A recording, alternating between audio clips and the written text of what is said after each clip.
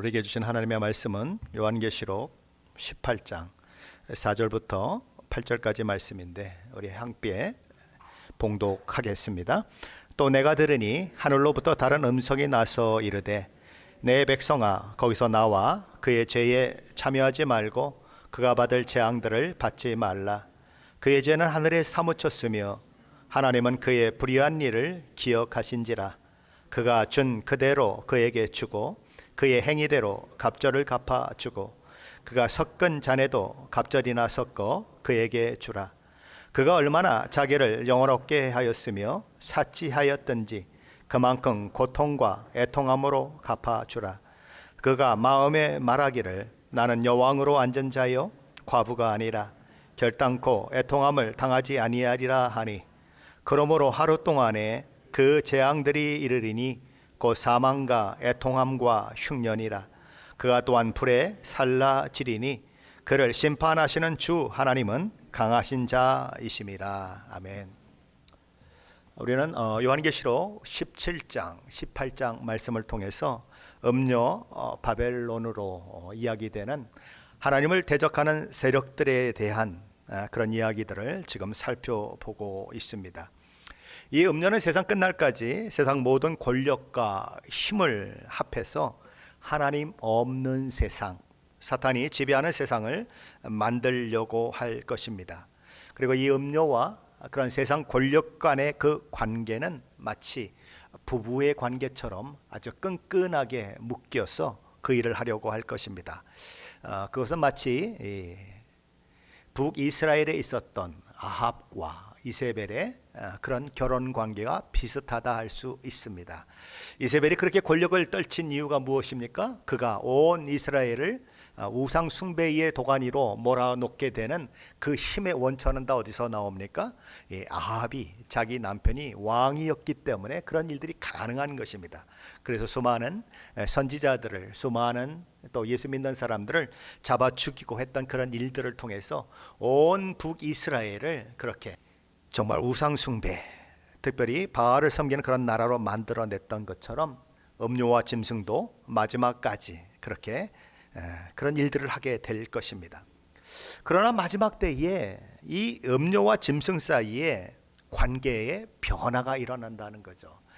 그냥 서로 없어서면 못 살 것처럼 그렇게 결혼 관계를 유지했던 사람들이 어느 날 증오의 관계가 되고 미움의 관계가 되어서 그냥 싹 이혼을 해버리고 그러고 나서는 서로 그냥 얼굴 보기도 싫어하는 아주 그런 일들이 일어나는 것처럼 그런 일들이 일어날 것이다. 결국은 그래서 짐승의 공격을 받아서 음녀가 멸망하는 그런 일들이 있게 될 것이다. 그것이 요한계시록 17장 하반부에서 이야기하고 있는 것이죠. 요한계시록 17장 16절 말씀은 그 사실을 이렇게 기록합니다. 내가 본 바 이 열불과 짐승은 음녀를 미워하여 망하게 하고 벌거벗게 하고 그의 살을 먹고 불로 아주 사르리라. 여기 보면 짐승이 음녀의 살을 먹는다라고 하는 그런 표현이 나오고 있는데 이것은 이세벨이 그렇게 우상 숭배를 하게 만들었던 이세벨이 죽어서 그 살을 개들이 먹는 것과 같은 그런 상황이 음녀에게 일어난다라고 하는 것을 이야기하고 있는 것입니다. 열불 가진 짐승과 음녀는 마치 찰떡궁합을 가진 자들처럼 그렇게 아주 밀월의 관계였습니다. 그런데 이제는 온유월의 서리가 내리는 것과 같은 철천지 원수 관계로 바뀌어지게 되고 결국은 열불을 가진 짐승에 의해서 음녀가 망하게 된다라는 그런 일들이 지금 기록되고 있는데 이것은 참 희한한 일인 것입니다. 아니 왜 그렇게 좋아하다가 그렇게 그냥 원수 관계가 되어서 죽이는 그런 일들이 있었을까? 결국은 악의 세력의 특징이 그렇다는 것입니다. 사탄이 죽이고 멸망시키는 것이 그의 특징인 것처럼 사탄을 따라가는 자들에게는 바로 그런 일들이 있는 것입니다. 그래서 세상 나라들도 보면 어떤 거대한 제국이 일어났다가 그 제국이 또 다른 제국에 의해서 망하고 하는 일들이 계속 그렇죠? 계속 반복되는 것을 보게 되는 것입니다.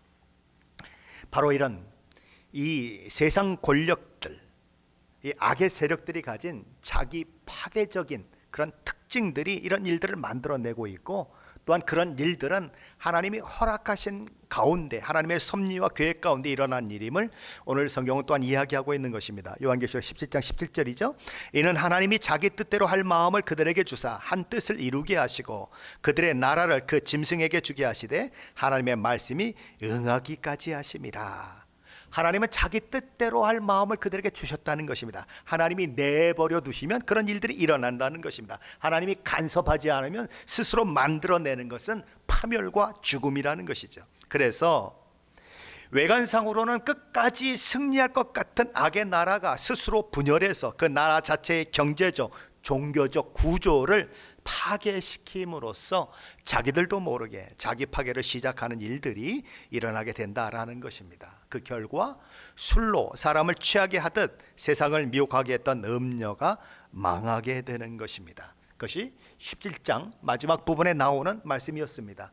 그리고 이제 18장에 들어와서는 이 음녀에 대한 이야기를 조금 더 자세히 풀어나가는 것입니다. 특별히 현대인들이 최고의 관심사로 두고 있는 경제적인 측면에서 음녀의 멸망이 가져오는 그런 상황들을 상세하게 그렇게 기록을 하고 있죠.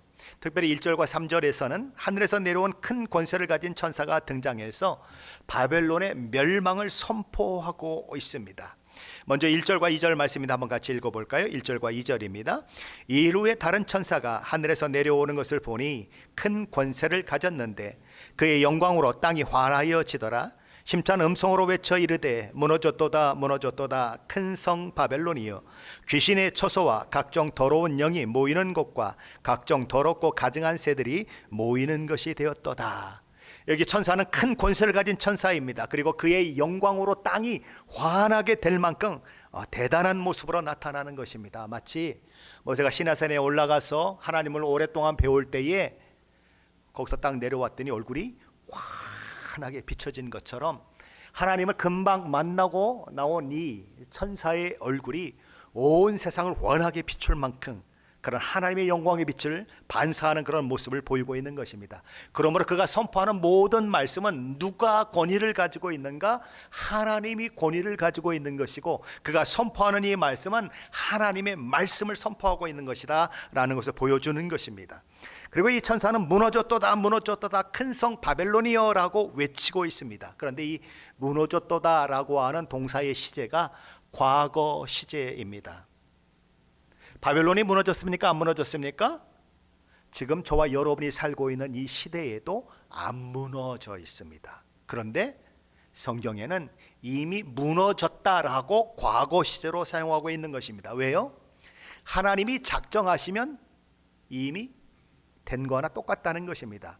우리는 다른 사람과 약속해도 지킬 능력이 없습니다. 아이들에게 아빠만 믿어 라고 얘기했지만 아빠가 어떤 상황이 만들어질지 자기도 몰라요. 자기가 언제까지 살는지, 아이들이 장가 갈 때까지 살 수 있는지 몰라요. 그래서 말은 했지만 말을 지킬 만한 능력이 없는 것입니다. 그러나 하나님은 다른 거예요. 하나님은 모든 능력을 가지고 계시고 모든 것을 이루실 분이시기 때문에 내가 그렇게 할게 그러면 끝난 거예요. 그래서 하나님은 이 말씀을 선포할 때에 종종 과거 시제로 그렇게 말씀하시는 것입니다. 하나님이 말씀하셨으면 이미 끝난 거나 똑같다는 것입니다. 그래서 예언적 과거 시제다 그렇게 얘기하는 것입니다. 하나님이 예언하셨으면 이미 이루어진 것과 똑같다. 그래서 과거 시제로 얘기하는 것입니다. 그런데 무너졌도다 무너졌도다라고 두 번 강조되고 있는 것입니다. 바벨론이 큰 음녀가 반드시 무너져 내린다는 것입니다. 완전히 초토화될 것이다. 그래서 어떤 일들이 일어나는가? 죽은 시체가 가득한 그런 바벨론이 될 것이다. 그래서 시체가 가득하면 거기 죽은 영들이 그죠? 왔다 갔다 하겠죠. 귀신의 처소가 될 것이고 그리고 그 죽은 시체를 쪼아먹는 새들이 가증한 새들이 까마득하게 모일 거고 까마귀들 독수리들 엄청나게 모여들겠죠. 바로 그런 일들이 있을 것이다. 그다음 바벨론이 왜 망하느냐 하는 것입니다. 그 이유는 그 바벨론이 했던 일 때문이다라고 얘기하는 것입니다. 그가 세상 모든 나라와 민족과 방언 가운데 미친 영향 때문이다라는 것입니다. 음료 바벨론은 모든 나라로 하여금 하나님을 대신하는 수많은 것들을 사랑하고 소망하고 숭배하게 만들었습니다. 그것이 그들의 멸망의 이유라는 거죠. 3절 말씀인데 한번 같이 읽어보겠습니다. 3절입니다. 그 음행의 진노의 포도주로 말미암아 만국이 무너졌으며 또 땅의 왕들이 그와 더불어 음행하였으며 땅의 상인들도 그 사치의 세력으로 치부하였도다 하더라. 현대의 성경은 이 부분을 이렇게 번역했습니다. 모든 나라가 그 음란의 독한 술을 마셨고 세상 왕들이 그녀와 음란한 관계를 가졌으며 온 세계의 상인들이 그녀의 말할 수 없는 사치 때문에 부자가 되었다. 우린 가끔 세상이 미쳐 돌아간다는 얘기를 합니다. 세상이 미쳐 돌아가고 있어. 상상할 수 없는 일들이 일어난다는 거죠. 마치 술에 취한 사람이 그쵸? 그냥 막무가내로 행동하는 것처럼 세상이 그렇게 흘러갈 때 세상이 미쳐간다고 하는 것처럼 이 음료 바벨론으로 인해서 세상이 그런 모습을 하고 있다라는 것이죠.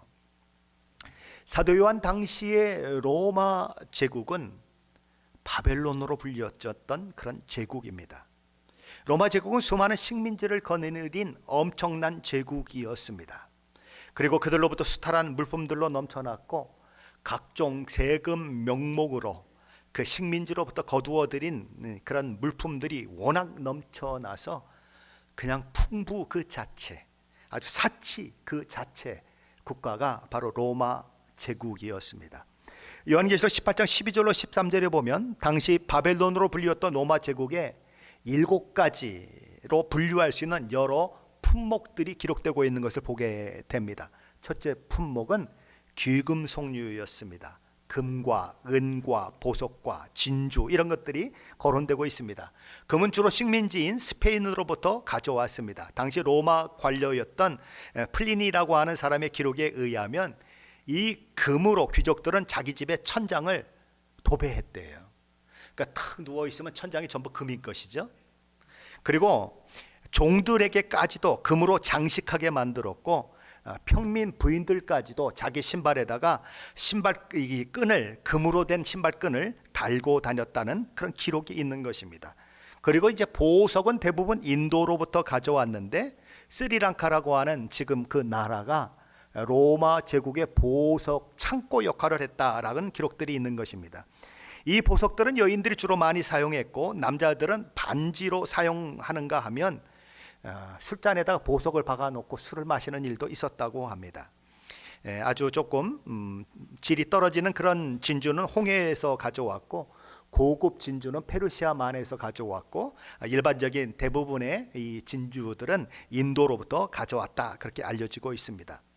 로마 통치자들은 이렇게 자기들이 식민지로부터 거둬들인 그런 모든 것도 인하여서 아주 부를 누렸을 뿐만 아니라 그 부를 통하여서 자기 신하들을 관리하는 그런 일들을 했다는 것입니다. 오늘날도 똑같죠. 독재 정권의 특징이 뭡니까? 부가 몇 사람에게 집중된다는 것입니다. 특별히 독재를 하고 있는 대통령에게 집중이 된다라는 것입니다. 독재자에게 집중이 된다는 거죠. 그리고 그 독재자는 그 독재를 계속 유지하기 위해서 그 돈을 자기에게 충성을 다하는 사람들에게 주어서 그들로 하여금 계속 충성을 다하도록 만드는 것입니다. 그래서 백성들은 막 굶어 죽고 백성들은 참 어려움이 있는데 이 사람들은 외제차 타고 다니고 그리고 세계에서 가장 유명한 그런 술들을 마시고 있고 집에 들어가면 없는 게 없는 거예요. 지금은 이곳에 안 계시지만 다른 곳에 가 계시지만 이게 북한의 아주 고위 관리에 있었던 분이 이제 이렇게 미국으로 망명해가지고 그래서 이제 저와 교제를 했던 그런 분이 한 분 있습니다. 그분이 우리 집에 와서 얘기합니까? 이게 집입니까? 우리 집 냉장고 보고 얘기합니까? 이게 냉장고예요? 자기들이 사는 거에 비하면 이건 아무것도 아니라는 거예요. 그렇죠? 바닥은 대리석으로 깔려 있고 세계에서 가장 좋은 그런 냉장고들이 딱 들어와 있고 냉장고 딱 열면 뭐 와인서부터 뭐 위스키서부터 세계에서 가장 비싼 술들이 가득 들어 있고 크기도 뭐 어마어마하고 그렇다는 것입니다. 미국의 이 집은 시간 아무것도 아니라는 거예요. 자기들이 사는 거에 비하면. 쉽게 말하면 껌값이다 이거죠. 왜 그렇습니까? 독재를 유지하기 위해서 그만큼 자기 사람들에게 혜택을 주는 거예요.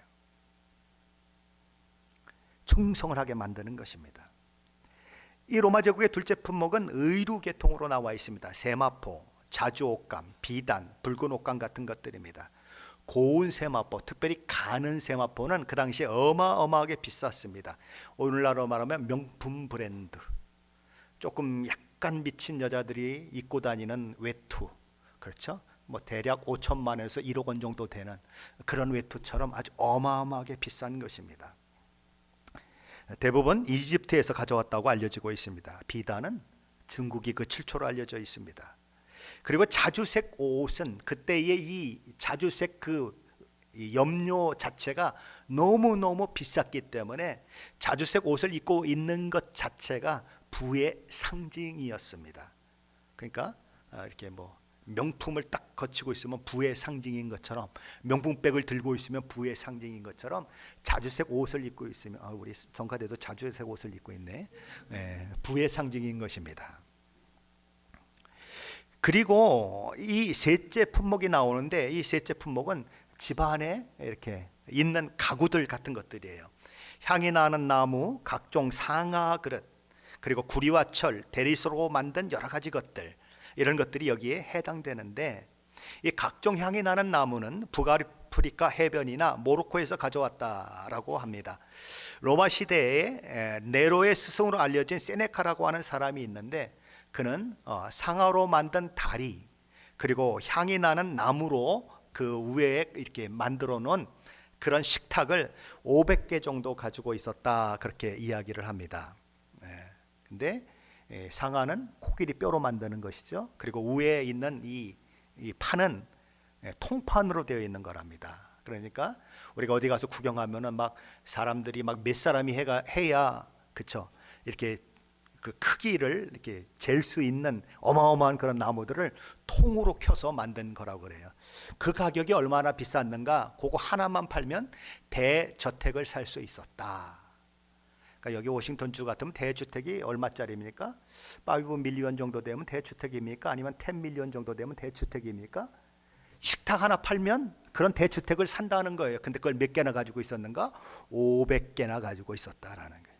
그러니까 사치가 막 끝이 없었다라는 거죠. 얼마나 상아를 좋아했는지 시리아 지역에 있는 코끼리가 멸종될 상태에 처했다, 그렇게 알려지고 있는 것입니다. 로마인들은 이 상아를 서 있는 동상, 의자, 침대, 지팡이, 칼자루, 전차에 또 이렇게 장식하는 것, 마차에 장식하는 것, 또는 서판, 책 표지, 책상 다리, 뭐 문 이런 등에 사용했다는 것입니다. 그러니까 탁 상아 가지고 이 책갈피를 만들어서 여기다 딱 꽂아놔서 쫙 피고 그랬다는 겁니다. 어마어마한 거죠. 로마인들의 넷째 품목에 해당되는 것은 향품류였습니다. 계피, 향료, 향유, 유황들. 다섯째 품목은 식품류였는데 포도주, 감람류, 고운 밀가루, 밀 등이었습니다. 그리고 여섯 번째 품목은 가축과 관련되어 있는데 소, 양, 말, 수레 같은 것이었습니다. 뿐만 아니라 일곱째 품목이 있는데 그것들은 종들과 사람들의 영혼들이었습니다. 그러니까 노예무역, 그것이 로마를 지탱하는 힘이었다라는 거죠. 당시 로마에는 6천만 명의 노예들이 있었다라고 알려지고 있습니다. 6천만 명. 대한민국 전체 인구보다 더 많은 것입니다. 무려 6천만 명이나 있었다라는 거죠. 그러니까 로마의 경제적 번영과 사치를 뒷받침하는 일에 노예들의 땀과 피가 있었다라는 것입니다. 바로 이런 로마가 가지고 있는 그런 모든 것들이, 그런데 어느 날 하루 아침에 멸망하는 일들이 있게 된다라고 지금 힘센 천사는, 하나님의 영광을 온 땅 가운데 비치는 천사는 선포하고 있는 것입니다. 그러면서 이제 이 천사는 또 다른 음성으로 얘기하는 그런 일들이 있게 되는 거죠. 4절 말씀입니다. 한번 같이 읽어봅니다. 4절입니다. 또 내가 들으니 하늘로부터 다른 음성이 나서 이르되 내 백성아 거기서 나와 그의 죄에 참여하지 말고 그가 받을 재앙을 받지 말라. 바벨론이 이렇게 하루아침에 망할 것입니다. 그런데 여전히 그 바벨론 안에 있는 하나님의 백성들이 있더라라는 거죠. 부러운 것입니다. 나도 저들처럼 살고 싶은 것입니다. 저들이 누리는 부, 영광, 권세 누리고 싶은 것입니다. 그래서 침을 질질 흘리면서 그거 보고 있는 거예요. 근데 하나님은 나오라라고 얘기하는 것입니다. 왜요? 바벨론이 망할 것이기 때문에 나오라는 것입니다. 그들이 짓는 죄 가운데 같이 한통속이 되어서 죄를 짓는 자가 되지 말고, 그래서 그들이 멸망할 때 같이 멸망하는 자가 되지 말고 나오라라고 얘기하는 거예요. 과거에 신 바벨론에 의해서 포로로 잡혀간 자들에게 신 바벨론의 멸망을 선포하면서도 하나님이 이런 말씀을 하셨습니다. 나의 백성아, 너희는 그 중에서 나와 각기 여호와의 진노를 피하라. 그런데 오늘 이 바벨론의 최종적인 멸망을 얘기하면서도 하나님은 똑같은 경고의 말씀을 하고 있는 것입니다. 내 백성아, 거기서 나와 그의 죄에 참여하지 말고 그의 받을 재앙을 받지 말라. 세상과 타협하지 말라는 것입니다. 창녀가 되듯 하나님께도 세상에도 양발 딱 걸어놓고 그렇게 살지 말라는 것입니다. 그 다음 도대체 바벨론은 어떤 죄를 지었기에 이렇게 망하는 것일까요? 5절로 7절 말씀인데 다시 한번 함께 읽어보겠습니다. 5절로 7절입니다. 그의 죄는 하늘에 사무쳤으며 하나님은 그의 불의한 일을 기억하신지라. 그가 준 그대로 그에게 주고 그의 행위대로 갑절을 갚아주고 그가 섞은 잔에도 갑절이나 섞어 그에게 주라. 그가 얼마나 자기를 영화롭게 하였으며 사치하였는지 그만큼 고통과 애통함으로 갚아주라. 그가 마음에 말하기를 나는 여왕으로 앉은 자요 과부가 아니라 결단코 애통함을 당하지 아니하리라 하니. 5절 말씀은 왜냐하면으로 시작합니다. 왜 망하는가? 왜 바벨론이 망하는가? 왜냐하면 바벨론의 죄가 하늘에 사무쳤기 때문이다. 그들의 행한 모든 불의를 하나님이 기억하시고 계시기 때문이다 라는 것입니다.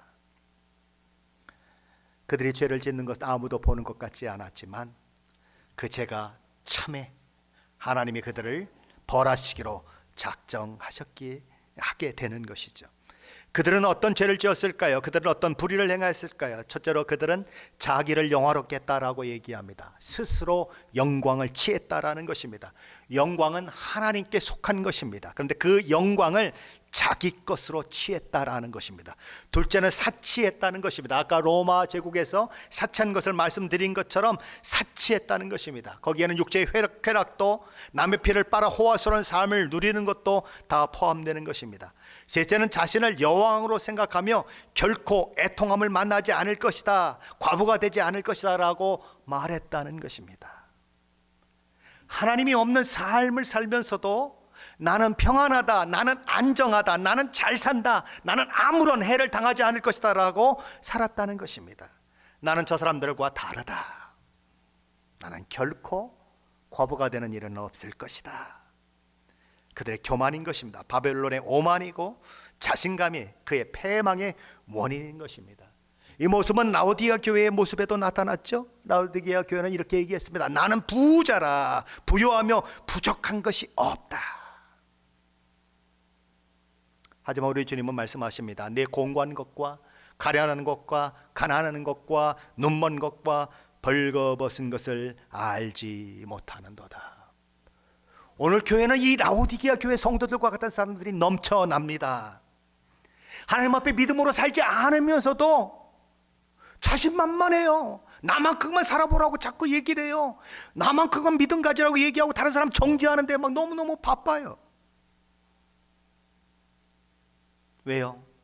자기의 곤고한 것을, 자기의 가련한 것을, 자기가 얼마나 가난한지, 눈먼 사람인지, 벌거벗고 있는지를 알지 못하기 때문에 그렇게 하는 거예요.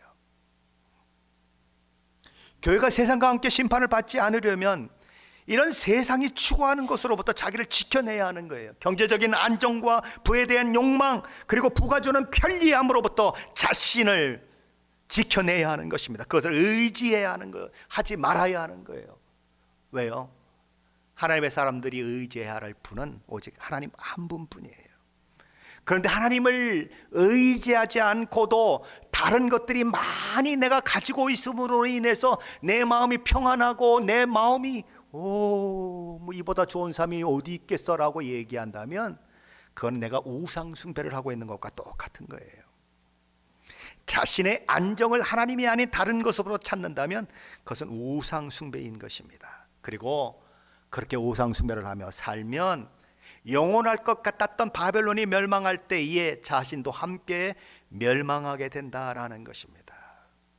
세상 속을 살면서 저와 여러분이 잊지 말아야 하는 것이 한 가지 있습니다. 그것은 저와 여러분이 주인이 아니라 청직이라는 것입니다.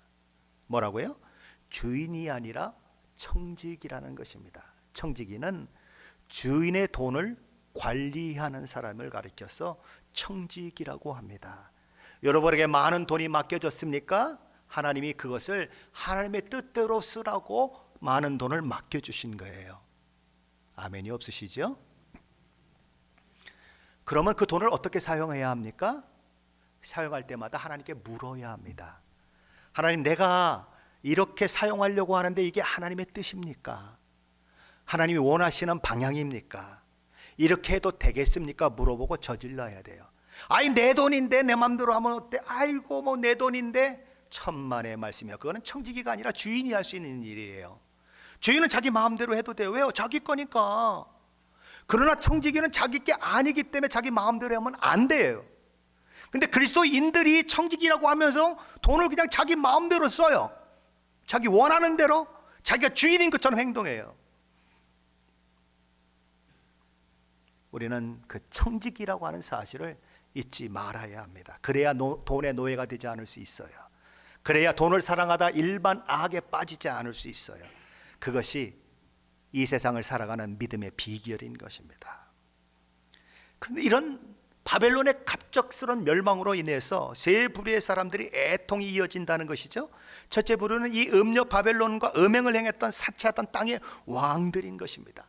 그들은 바벨론이 불타는 연기를 보면서 울며 가슴을 치며 그런 고통당하는 바벨론으로 인해 두려움에 사로잡혀 멀리 서서 외치는 것이죠. 화이또다 화이또다 큰 성 견고한 성 바벨론이여, 한 시간에 내 심판이 이르렀다. 둘째 부류는 바벨론의 상품을 팔던 상인들의 애통입니다. 그들은 바벨론을 통해서 엄청난 경제적 혜택을 누렸어요. 그런데 그 경제적 혜택이 바벨론이 사라짐으로 인해서 완전히 망하는 거죠. 주식에다가 엄청나게 투자를 딱 해놨는데 주식시장이 완전히 휴지가 돼버렸습니다. 그럼 깡통되는 거죠. 그거랑 똑같은 일이 일어났다는 것입니다. 셋째 부류는 무역을 위한 상품들을 실어 나르는 선장과 선원들, 그리고 그 일에 동원된 사람들의 애통이 있다는 것입니다. 바벨론의 영화와 사치가 극에 달하다 보니까 얼마나 무역이 그냥, 그리고 식민지로부터 가져오는 물건들이 많았겠어요. 그러니까 막 배들도 많아야 되고 선원들도 선장들도 엄청나게 많아야 했던 거죠. 일거리가 넘쳐나서 웃돈 줘야, 그렇죠, 운송해주고 그런 일들이 일어났는데 바벨론이 딱 망하고 나니까 아무것도 없어서 빚내가지고 장사 잘해서 돈 좀 벌려고 이 배를 하나 사놨는데 빚더미에만 앉아서 망하는 그런 일들이 있다는 거예요. 그래서 이 세 부류의 사람들이 애통하는 거죠. 티끌을 머리에 뿌리고 울며 애통하면서 이 선원들이 이렇게 부르짖는 것입니다. 화이또다 화이또다 큰 성이여, 바다에서 배부리는 모든 자들이 너의 보배로운 상품으로 취부하였더니 부자가 되었더니 한 시간에 망하였도다. 그러면 왕들이, 그리고 이 선원 같은 사람들이, 그리고 상품을 팔던 상인들이 바벨론의 멸망을 바라보며 통곡하는데 도대체 무슨 마음을 가지고 통곡하고 있을까요? 바벨론이 멸망한 것이 정말 마음이 아파서 그럴까요? 그게 아닙니다. 자신의 유익이 사라졌기 때문에 우는 것입니다. 자신의 이익의 근거가 사라졌기 때문에 우는 것입니다. 그래서 이들의 애도는 바벨론 때문에 우는 게 아니에요. 자기 때문에 우는 것입니다. 이기적인 애도인 것입니다. 그렇게 음료 바벨론의 멸망은 세 부류의 사람들에게 절망과 고통을 안겨주고 슬픔을 안겨주게 되는 것이죠. 근데 반대로 기뻐하는 사람들이 있더라는 것입니다. 누굽니까? 성도, 하늘에 속한 성도들과 사도들과 선지자들은 기쁨을 누리고 즐거움을 누리게 된다라는 것입니다. 왜 그렇습니까? 늘 자신들에게 고통을 주고 박해와 또한 유혹을 주었던 음녀 바벨론이 멸망했기 때문입니다. 그리고 자신들이 늘 억울함을 당하면서 하나님 언제까지 우리를 신원해 주지 않겠습니까? 라고 기도했는데 그 기도가 응답되는, 정의가 실현되는 그것들을 보게 되니까 기뻐하는 것입니다. 그들은 어떻게 기뻐했을까요? 우리 20절인데 한번 같이 읽어봅니다. 20절입니다. 하늘과 성도들아 사도들과 선지자들아 그런 말미암아 즐거워하라. 하나님이 너희를 위하여 그에게 심판을 행하셨음이라 하더라. 과거의 이스라엘 백성들은 신바벨론에 의해서 포로로 잡혀가 종종 강제 노동에 동원되기도 했습니다. 나라를 잃은 것도 서럽고 남의 나라에 와서 강제 노동에 그렇게 시달리는 것도 서럽습니다. 쉬는 시간에 고국을 생각하면 눈물이 주르륵 나면서 그리움이 밀려옵니다. 그런데 그들을 지배하는 이 바벨론 사람들이 이스라엘 백성들을 향해서 노래를 부르라고 얘기합니다. 야, 니네 그 수금을 들고 예루살렘 성전에서 너희 하나님을 찬양했던 그 찬양을 한번 불러봐라. 여러분이 이스라엘 사람 같으면 어떤 마음이 들겠습니까? 죽여도 시원찮은 것들이 자신의 그리움의 고향인 그 노래를 부르라고 할 때에 속이 뒤집어지지 않겠습니까? 우리 고국으로부터 일본에 끌려갔던 사람들이 고향의 봄의 노래를 부르며 그렇게 눈물을 흘렸던 것처럼 그렇게 그리운 예루살렘 성전에서 불렀던 노래를 부르라고 할 때에 속이 뒤집혀서 그들은 시편 137편 8절에 9절에서 이렇게 그들의 마음을 표현하고 있습니다. 멸망할 딸 바벨론아, 내가 우리에게 행한 대로 내게 갚는 자가 복이 있으리로다. 내 어린 것들을 바위에 메어치는 자는 복이 있으리로다. 얼마나 속이 뒤집혔으면 바벨론의 어린아이들을 바위에 그냥 던져버려 가지고 머리가 깨지고 그렇게 죽는 것을 복이 있다라고 얘기하겠어요.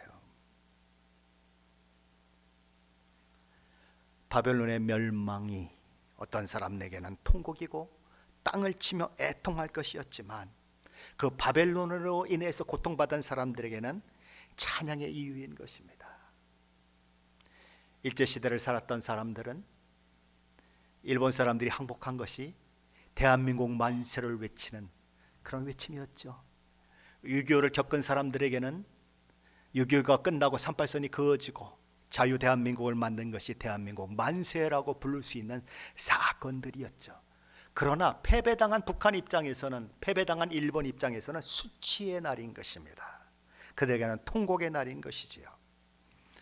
그러나 마지막 때 바벨론의 멸망으로 인하여서 누릴 우리의 그 놀라운 것들을 생각하면 우리는 찬양하지 않을 수 없는 것입니다. 그날 눈물이 보석이 될 것입니다. 그들의 한숨이 기쁨의 환호성이 될 것이고 그들의 절망이 소망이 될 것이고 그들의 죽음이 영생이 되는 그날이 될 것입니다. 그렇다면 멸망당한 바벨론의 참혹한 결과를 성경은 어떻게 표현하고 있을까요? 힘센 천사는 바벨론의 멸망이 돌이킬 수 없는 영원한 멸망임을 이렇게 선포합니다. 21절입니다. 같이 볼까요? 21절 같이 봉독하겠습니다.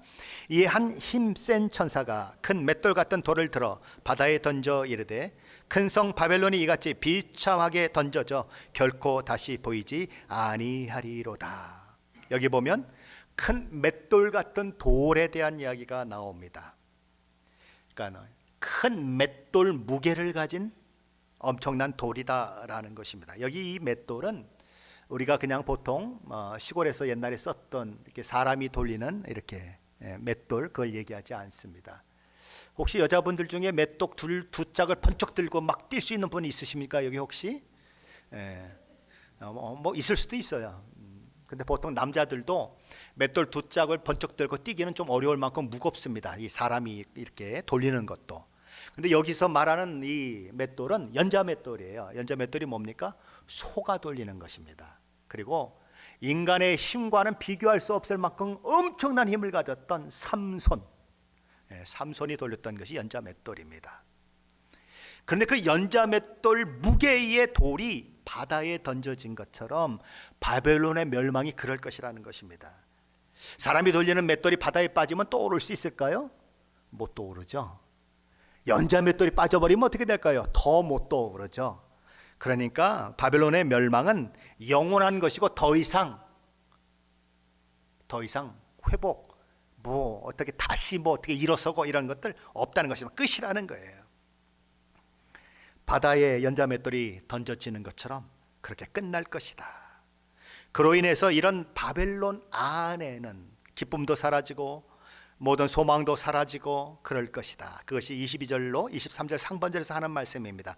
또 거무고 타는 자의 풍냐하는 자와 퉁소 부는 자와 나팔 부는 자들의 소리가 결코 다시 내 안에서 들리지 아니하고 어떠한 세공업자든지 결코 다시 내 안에서 보이지 아니하고 또 맷돌 소리가 결코 다시 내 안에서 들리지 아니하고 등불빛이 결코 다시 내 안에서 비치지 아니하고 신랑과 신부의 음성이 결코 다시 내 안에서 들리지 아니하고. 뭐가 반복되고 있습니까? 결코 다시 무엇이 아니하고 라고 하는 이 말이 5번이나 반복되고 있습니다. 그러면서 처음에 뭐가 사라지는가? 음악이 사라진다. 음악이 뭡니까? 사람들을 즐겁게 하는 것이 음악이죠. 모든 즐거움이 사라질 될 것이다. 또한 세공업자가 사라지게 될 것이다. 모든 직업과 경제활동의 기본이 되는 장인들, 기술자들이 사라지게 될 것이다. 경제 전체가 완전히 붕괴된다는 말입니다. 셋째로 맷돌 소리가 사라질 것이다. 맷돌은 음식을 만드는 데 쓰는 것이죠. 그러니까 곡식이 핍절되는 그런 일들이 있을 것이다. 식량 고갈이 있을 것이다. 넷째로 등불, 빛이 비추지 않는 어둠을 만나게 될 것이다. 밤에도 등불이 없다라고 하는 것은 소망이 없는 것을 말합니다. 그렇죠? 전기가 없어지면 어떻게 될까요? 잠깐 나갔다 들어오면 상관은 없겠죠. 그런데 전기가 아예 없어져 버리면 어떻게 될까요?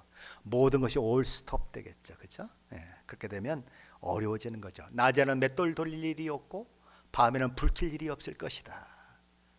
바로 그런 일들이 바벨론에 임하게 된다라는 것입니다. 그리고 5째로 바벨론에서 신랑과 신부의 음성이 더 이상 들리지 않을 것이다. 신랑과 신부는 새 출발을 알리는 것이죠. 그리고 그 신랑과 신부가 결혼해서 자녀들을 낳아야 그 나라가 번성할 수 있는 거죠. 그런데 그 모든 것이 사라질 것이다. 소망이 사라지는 거죠. 하지만 뒤에 가면 그 반대로 하나님의 교회인 신부된 교회는 신랑으로 오시는 예수 그리스도와 영적인 결혼을 맺는 그런 일들이 일어나게 되는 것이죠. 자, 이렇게 이 5가지들이 바벨론, 큰 음녀가 망하는 그런 모습인 것입니다. 그렇다면 도대체 무슨 이유 때문에 이렇게 바벨론은 이렇게까지 망하는 것일까요? 앞에서도 몇 가지 이유가 나왔지만 다시 한번 요약해서 3가지 핵심적인 내용을 이야기하는 것이 23절 하반절과 24절 말씀입니다. 너희 상인들은 땅의 왕족들이라. 내 복수로 말미암아 만국이 미혹되었도다. 선지자들과 성도들과 및 땅 위에서 죽임을 당한 모든 자의 피가 그 성에서 발견되었느니라. 바벨론이 멸망한 이유를 3가지로 요약해서 설명합니다. 첫째 이유는 왜냐하면 물건을 사고 파는 상인들이 이 땅의 왕족들이기 때문이다, 이렇게 얘기합니다. 상인들이 존귀한 자들이기 때문이다라고 이야기하는 것입니다. 상인들은 존귀하면 안 되나요? 왜 존귀한데 그것이 멸망의 이유가 될까요? 상인들이 힘과 권력을 가진 자들이라는 말인데, 이 존귀하다고 하는 말이, 왕 같다고 하는 말이, 그런 힘과 권력이 왜 주어졌습니까? 왜 대통령에게 국민들이 뽑아서 권한을 줍니까? 누구를 위해서 살라고? 백성과 나라의 번영을 위해서 살라고 대통령을 뽑아주는 것입니다. 그런데 대통령이 되거나 권력을 쥐어서 그 권력을 백성들을 위해서 사용하는 것이 아니라 자기를 위해서 사용하면 그 권력으로 수많은 부를 창출하게 되는 거죠. 그래서 본인을 지지하는 사람들은 엄청난 유익을 누리지만 그렇지 않은 사람들은 엄청난 어려움을 누리게 되는 그런 일들이 있는 것이죠. 음료의 정신에 물든 권력자들은 그 권력을 이용해서 자기 부를 축적하고 자기 영광을 취하는데 몰두함으로 인해서 세상은 불의한 세상이 만들어지고 부익부, 빈익빈의 그런 세상이 만들어지고 하나님의 형상과 모양으로 만들어진 인간들을 돈으로 노예로 삼아 부리는 일들이 일어나게 된다는 것이지요. 그렇게 되면 그는 하나님의 것을 관리하는 충성스러운 그런 청지기가 아니라 자기가 주인이 되어 사는 그런 삶을 살게 되는 것입니다. 바로 그런 사람들을 만들어낸 그런 원인이 된 바벨론이 그래서 망한다는 것입니다. 바벨론이 망한 둘째 이유는 바벨론이 자신의 복술로 만국을 미혹했기 때문이다라고 얘기합니다. 이 복술이라고 하는 말은 마술을 가리킵니다. 마술이 무엇입니까? 마술은 한마디로 정의한다면 깜쪽같이 청중을 속이는 것입니다. 그게 마술이에요. 가끔 TV를 보면 사람의 허리를 자르는 그런 게 나와요. 상자 속에 집어넣고. 그래서 딱 분리됐는데 다리도 막 움직이고 목도 막 움직여요. 근데 조금 있어 보면 다시 붙여놓으면 사람이 아주 멀쩡하게 돼서 나오거든요. 어떨 때는 목이 잘린 모습이 나옵니다. 그죠? 근데 피 한 방울 나오지 않고 목이 잘렸다가 다시 붙여놓으면 다시 사람이서 막 돌아다닙니다. 여러분이 한번 물어보십시다. 진짜 목이 잘렸을까요? 진짜 허리가 동강 나갔을까요? 아니에요. 그렇게 속이는 것입니다. 그게 마술이에요. 음료 바벨론도 사람들을 속였다는 것입니다. 어떻게? 깜쪽같이 속였다는 거예요. 우상 숭배와 자기 만족, 자기 기쁨, 자기 자랑에 사람들이 빠지도록 만들었다는 것입니다. 사람들이 이것만 잡고 있으면 내가 행복해질 것처럼 느껴지고 이것만 잡고 있으면 안정되고 평안을 누릴 것처럼 느껴지게 만들어서 그것에 올인하도록 만든 것이 음료라는 거예요. 그래서 하나님은 뒷전이고 하나님이 관리하라고 하는 것들에게 온 마음을 다 주고 그냥 평생을 거기에 올인하는 사람들을 만들어낸 것, 그것이 바벨론이 했던 역할인데 그래서 바벨론이 망한다는 것입니다. 바벨론이 망한 셋째 이유는 그렇게 자기의 미혹에 빠져들지 않는 사람들이 있었다는 거죠. 누구예요? 하나님을 잘 믿는 믿음의 사람들, 선지자, 이런 사람들이 있었다는 거죠. 성도들이 있었다는 것입니다. 그런 자들에게는 가차없이 핍박과 박해를 가함으로써 순교의 자리에 이르게 했다. 그래서 그 성 안에는 선지자들의 피, 성도들의 피, 억울하게 죽임당한 사람들의 피가 발견되었다. 그래서 바벨론이 망하는 것입니다. 음료, 큰 성 바벨론에 대한 이야기는 요한계시록 17장, 18장에 계속되고 있습니다. 무려 44절의 내용으로 그렇게 설명되고 있습니다. 그런데 뒤에 가서 보면 그리스도의 신부된 교회에 대한 이야기는 불과 몇 절에 불과합니다. 아니, 하나님이 강조하시려면 신부된 교회의 모습을 강조해서 신부된 교회는 막 3장으로 만들어 놓고 4장으로 만들어 놓고 그래야 될 것 같은데 그거는 몇 절로 만들어 놓고 음료, 우리 뭐 듣기도 조금 힘들고 괜히 이렇게 얘기하고 그러면 목사님 설교가 조금 부담스럽게 다가오고 이런 음료는 왜 이렇게 오래 얘기하고 있느냐 이거예요. 이유가 뭡니까? 음료에게 미혹되지 말라는 것입니다. 화려하고 영화롭고 모든 세상의 부귀 영화를 다 가지게 만들 것 같고 하나님 없어도 살아갈 수 있는 그런 마음을 갖게 만들고 그런 음료에 미혹이 있지만 미혹되지 말라고 계속 이 음료 얘기를 하는 것입니다. 결국은 음료가 망한다.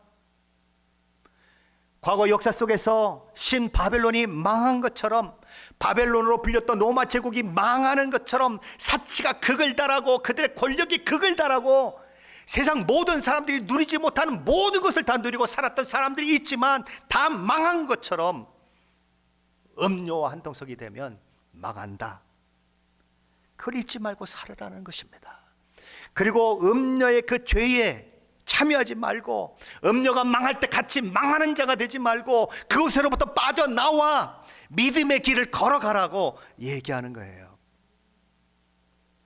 저와 여러분에게 속히 나와야 할 바벨론은 무엇일까요? 저와 여러분을 가두고 있는 바벨론 성은 무엇입니까? 무엇이 저와 여러분으로 하여금 하나님 앞에 더 가까이 나아가지 못하게 만듭니까? 무엇 때문에 하나님 앞에 더 충성하지 못합니까? 무엇 때문에 하나님 앞에 예배를 드리지 못합니까? 생각해 보셔야 하는 것입니다. 그것이 무엇이든 하나님을 예배하고 하나님을 더 찾는 데 방해가 되는 것이라면 나와야 합니다. 망하지 않으려면 나와야 하는 것입니다. 세상은 우리에게 속삭입니다. 이것만 있으면 네가 행복해져. 내가 이것만 가지면 너는 최고의 사람이 될 수 있어. 야, 예수 믿는다고 밥 먹여주냐? 그렇게 얘기합니다. 그런데 우리는 시편 84편 저자처럼 이렇게 얘기할 수 있어야 합니다. 주의 궁전에서의 한 날이 다른 곳에서의 첫날보다 나은즉 악인의 장막에서 사는 것보다 내 하나님의 성전 문지기로 있는 것이 좋사오니. 무슨 말입니까? 세상에서 잘 살지 않아도 좋다는 것입니다. 하나님 앞에서 사는 것이 최고의 가치라는 거예요. 그래서 하나님 앞에서 살겠다는 것입니다. 첫날을 산다고 해도 나는 그걸 좋아하지 않겠습니다. 하나님과 함께 하루를 사는 것을 나는 선택하겠습니다. 악인의 장막에서 떵떵거리고 사는 것, 그것도 좋은 것이겠지만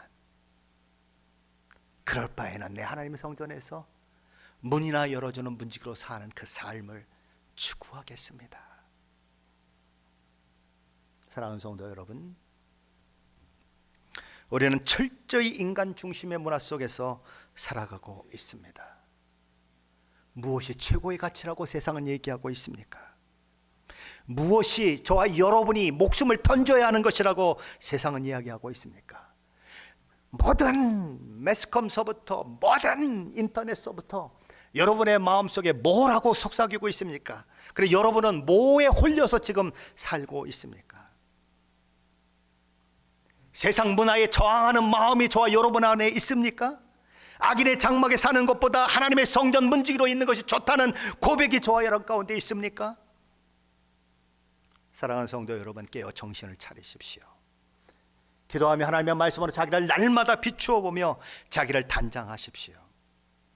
그리고 음녀의 길이 아니라 거룩한 신부의 길을 걸어 영광된 하나님 나라에서 복된 은혜의 삶을 누리는 저와 여러분 되시기를 예수 그리스도 이름으로 간절히 축원합니다.